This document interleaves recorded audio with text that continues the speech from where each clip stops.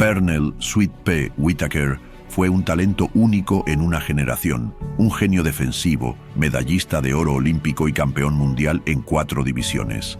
En el ring era intocable. Su juego de pies, reflejos y habilidades para el contraataque lo convirtieron en uno de los boxeadores más puros que el deporte haya visto. Pero fuera de las cuerdas, la vida no fue tan amable. Luchó con problemas financieros, adicciones y demonios personales que lo persiguieron mucho después de que sus días de pelea terminaran. Se enfrentó a los mejores boxeadores de su era y venció a la mayoría. Pero la pelea más difícil de todas llegó después de que las luces se apagaran. Al final, la tragedia golpeó, cortando su vida de manera repentina en un oscuro día de 2019. Esta es la historia de Pernell Whitaker y lo que realmente no sabías sobre él. Bienvenido al lado oscuro del boxeo, donde desvelamos todos esos secretos que este increíble pero aterrador mundo quiere mantener enterrados. Empezamos. Pernell Whitaker vio la luz el 2 de enero de 1964 en Norfolk, Virginia, una ciudad marcada por calles duras y un fuerte arraigo obrero. Su infancia, inmersa en un entorno de pobreza, crimen y violencia, fue difícil, pero desde pequeño demostró habilidades excepcionales, reflejos prodigiosos, gran equilibrio y una coordinación mano-ojo sobresaliente. Su madre, quien lo nombró inspirándose en un actor de Hollywood, jamás imaginó que su hijo se convertiría en uno de los boxeadores técnicamente más dotados de la historia. A los 8 años, Whitaker se puso unos guantes de boxeo por primera vez y dejó en evidencia su talento natural.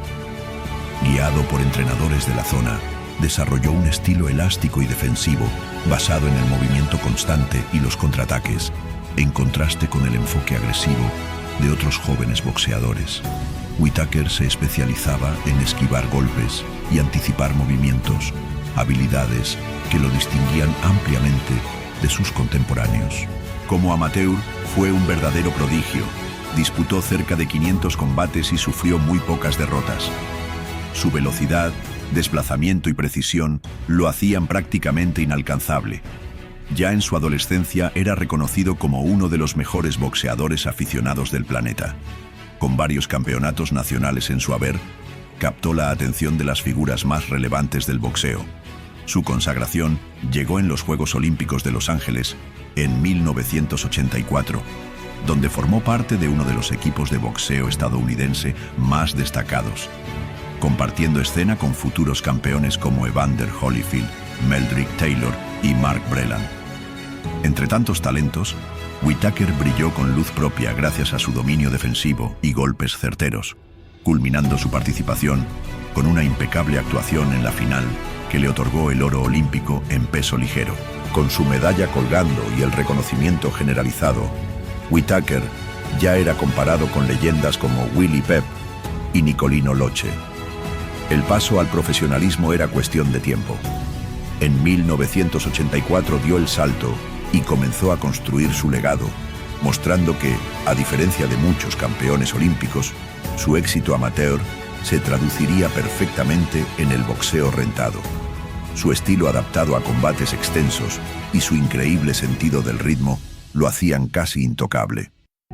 En apenas 10 meses, disputó 7 peleas, acumulando triunfos sobre oponentes de calidad.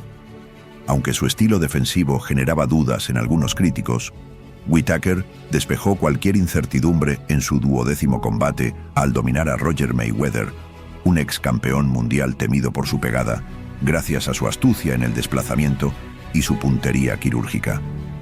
Esa victoria cimentó su reputación y lo impulsó a la disputa por el título mundial.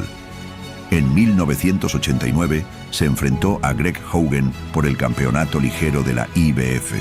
Haugen, conocido por su dureza, no pudo resistir la cátedra de jab, combinaciones y defensa que Whitaker impuso, llevándose una clara decisión unánime y su primer título mundial a los 25 años. En ese momento, Whitaker ya era mucho más que un campeón. Se había ganado un lugar entre los mejores del boxeo gracias a su capacidad de hacer ver comunes a los mejores peleadores.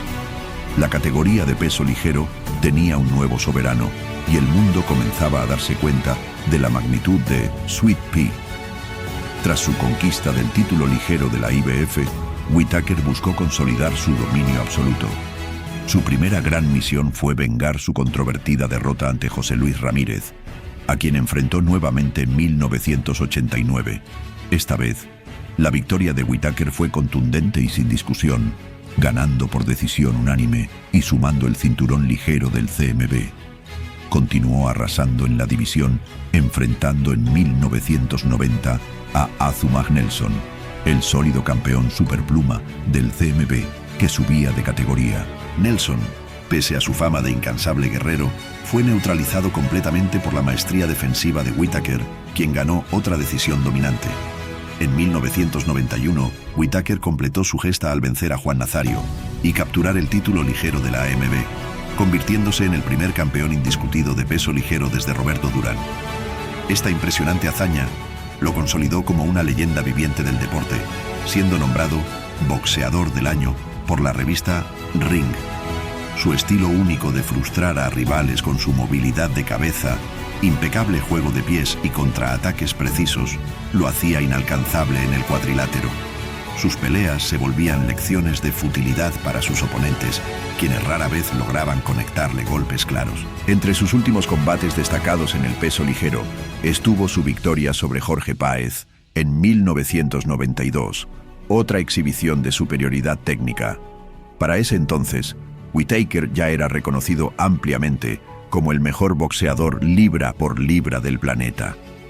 Sin retos importantes en las 135 libras, decidió buscar nuevas glorias en divisiones superiores. Al incursionar en el peso welter junior, continuó su dominio conquistando el título de la IBF, aunque lo más grande para él aún estaba por venir. En 1993, Pernell Whittaker aceptó el desafío de medirse contra Julio César Chávez, uno de los boxeadores más respetados y temidos de todos los tiempos. Chávez llegaba invicto, con una asombrosa marca de 87 triunfos, y era considerado por muchos como el mejor libra por libra del mundo. El enfrentamiento, pactado en peso welter, representaba para Whittaker la oportunidad de ganar otro título y probar su supremacía sobre la leyenda mexicana. La pelea tuvo lugar en el Alamodome de Texas, ante más de 60.000 seguidores de Chávez, que crearon un ambiente cargado de tensión. Sin embargo, una vez iniciada la acción, quedó claro que Whittaker dominaba por completo los 12 asaltos. Con una defensa impecable, neutralizó el ataque de Chávez, quien era conocido por su presión constante y potentes golpes al cuerpo. Whittaker, con su agilidad, contraataques precisos y magistral juego de pies, hizo ver a Chávez lento y predecible. Controló el ritmo, conectó los mejores golpes y anuló por completo la ofensiva del mexicano. Al concluir el último asalto, la superioridad de Whittaker era evidente para los presentes. Se esperaba que este triunfo consagrara su carrera de manera definitiva, pero los jueces sorprendieron a todos al decretar un empate mayoritario. La decisión provocó indignación generalizada entre críticos y fanáticos. Incluso Chávez pareció desconcertado. Muchos calificaron el fallo como uno de los mayores robos en la historia del boxeo. Aunque se le negó la victoria que merecía, el combate aumentó la leyenda de Whittaker, quien había deslucido a uno de los grandes. Sin dejarse consumir por la injusticia, Whittaker prosiguió su camino hacia la grandeza. Ese mismo año, subió oficialmente al peso welter y derrotó a Buddy McGirt para adjudicarse el título del CMB. McGirt, un campeón de alto nivel, no pudo igualar las habilidades de Whittaker, quien se consolidó como campeón en 4 categorías diferentes. Continuó defendiendo su corona frente a numerosos retadores, aunque a mediados de los 90, los signos de desgaste empezaron a ser evidentes. A pesar de conservar su genio defensivo, su velocidad comenzaba a menguar, y los jóvenes boxeadores lograban acercarse más a él. Su última gran prueba llegó en 1997, frente al emergente Oscar de la Hoya, quien a sus 24 años era visto como la futura superestrella del boxeo. Whittaker, ya con 33 años, seguía siendo el campeón welter, aunque había dejado atrás sus mejores días. La pelea era vista como un traspaso de antorcha. Si De La Hoya lograba una victoria convincente, confirmaría el fin de la era de Whittaker. Sin embargo, el veterano no se lo puso fácil. Pese al declive físico, Whittaker brindó una batalla intensa, desplegando su defensa característica y acertando contra ataques certeros. Aunque muchos creyeron que había hecho lo suficiente para imponerse, los jueces otorgaron una controvertida victoria a De La Hoya. Esa derrota marcó el inicio de la decadencia de Whittaker. Aunque la técnica y la intuición seguían presentes, su velocidad y reflejos, antaño inigualables, comenzaban a ceder ante el paso del tiempo. Aún así, su prestigio en el mundo del boxeo permanecía intacto. En 1999 se enfrentó al invicto Félix Trinidad en su última pelea de gran calibre. Durante ese combate, sufrió una fractura de mandíbula en los primeros asaltos, pero, demostrando su valentía, continuó hasta el final. Sin embargo, la presión constante de Trinidad lo superó y Whittaker perdió por decisión unánime, mostrando por primera vez una vulnerabilidad palpable. Su última presentación como profesional fue en 2001 contra Carlos Boórquez. La pelea, pensada como un regreso sencillo, terminó abruptamente cuando una fractura de clavícula obligó a Whittaker a abandonar. El dolor no era solo físico, era la evidencia de que el cuerpo que tanto le había dado finalmente lo había traicionado. Cerró su carrera con un registro de 44 victorias, 4 derrotas y 17 knockouts. Muchos expertos coinciden en que el legado de Whittaker supera lo que su palmarés refleja. Decisiones controvertidas como las sufridas ante Ramírez, Chávez y De La Hoya empañaron su historial estadístico. En realidad, debería ser recordado como uno de los boxeadores más dominantes que jamás subieron a un cuadrilátero. Tras colgar los guantes, su vida fuera del ring tomó un rumbo complicado. Como les sucede a muchos expugilistas, los problemas financieros se acumularon. A pesar de haber ganado millones, la mala administración y las malas decisiones acabaron con su fortuna. Mientras fue un genio de la defensa dentro del ring, fuera de él, carecía de protección ante las trampas de la fama y la riqueza. Al poco tiempo de retirarse, el lujoso estilo de vida que llevó como campeón lo dejó sin reservas económicas y se vio obligado a buscar trabajo para mantenerse. Tras su retiro, Whittaker asumió varios roles como entrenador de jóvenes boxeadores, esperando transmitir su vasto conocimiento. Sin embargo, los ingresos de esta actividad estaban muy lejos de los que había disfrutado como luchador de élite, y no le bastaban para mantener su anterior nivel de vida. La situación empeoró cuando comenzó a depender de las drogas y el alcohol para afrontar sus dificultades. El dolor de abandonar el boxeo, sumado a las presiones financieras, lo arrastró hacia un sendero oscuro. En 2002, apenas un año tras su última pelea, Whittaker fue arrestado por posesión de cocaína, sacudiendo al mundo del boxeo. El hombre que alguna vez fue símbolo de disciplina y autocuidado, ahora era otro exdeportista perdido tras la retirada. A lo largo de los 2000, su lucha contra la adicción fue constante, desapareciendo de la vida pública por largos periodos. Familiares y amigos intentaron socorrerlo, pero las adicciones tenían un dominio firme sobre él. Su situación alcanzó un triste punto crítico en 2014, cuando fue desalojado de la casa de su madre, donde había residido durante años. Una gestión financiera deficiente le costó el hogar, simbolizando una caída dolorosa para alguien que una vez reinó en el cuadrilátero. Pese a las adversidades, Whittaker tuvo momentos de redención, continuando su trabajo como entrenador, transmitiendo las habilidades defensivas que lo hicieron una leyenda. No obstante, el daño físico de los combates y el deterioro causado por las sustancias marcaban su salud y mente.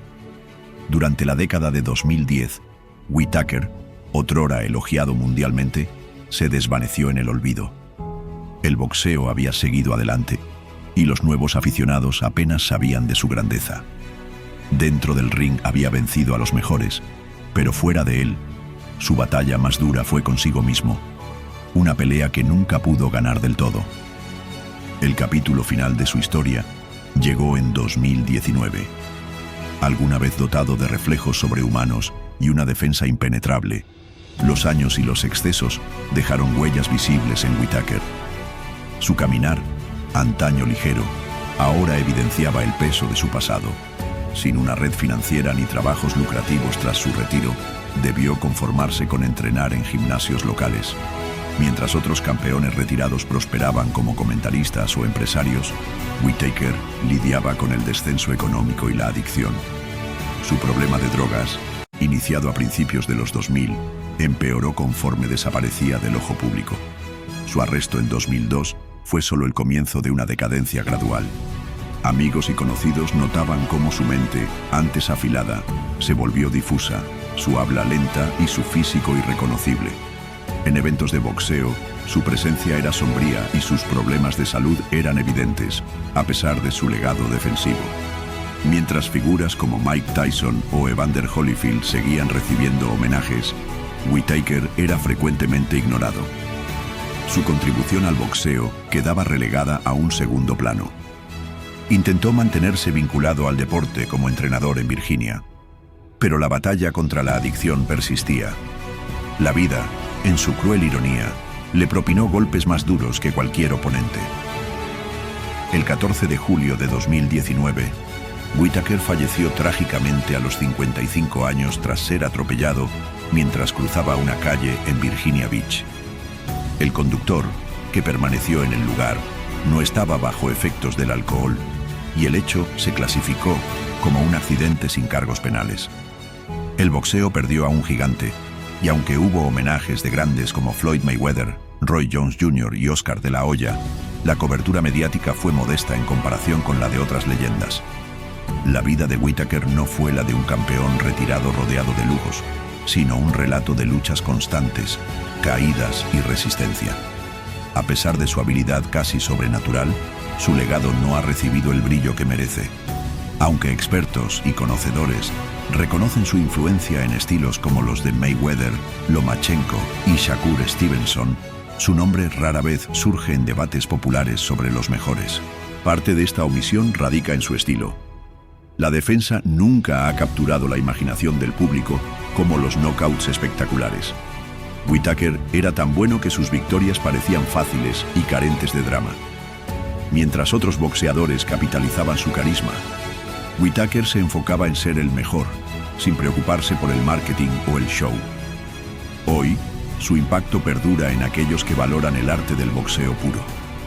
Su dominio del juego de pies, la defensa y el control del combate sigue sirviendo de modelo a quienes priorizan la técnica sobre la potencia. Sin embargo, el reconocimiento masivo siempre le fue esquivo, tanto en vida como tras su muerte, dejando un legado tan brillante como subestimado. Hasta aquí esta historia. Nos vemos en un siguiente vídeo.